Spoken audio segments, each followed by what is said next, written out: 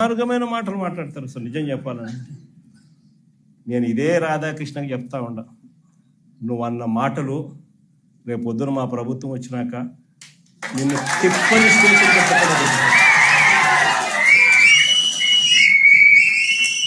వైఎస్ఆర్సీపీ శ్రేణులను, వైఎస్ఆర్సీపీ కార్యకర్తల భార్యలంటే నీకు అంత అలుసుగా కనిపిస్తుందా రాధాకృష్ణ అని చెప్పి నేను చెప్తాను. ఎవరికైనా వాళ్ళకైనా భార్యలు ఉంటారు, వారి భార్యలను ఉద్దేశించి మనలో ఎవరైనా కానీ మనమైనా కూడా అలా మాట్లాడితే వాళ్ళకి నచ్చుతుందా? ఎవరికి నచ్చదు. నచ్చినప్పుడు అలాంటి మాటలు మాట్లాడేదానికి కనీసం అలాంటి మాటలు మాట్లాడినప్పుడు తప్పు అని చెప్పి కనీసం ఈ నాయకులన్నా చెప్పాలి కదా.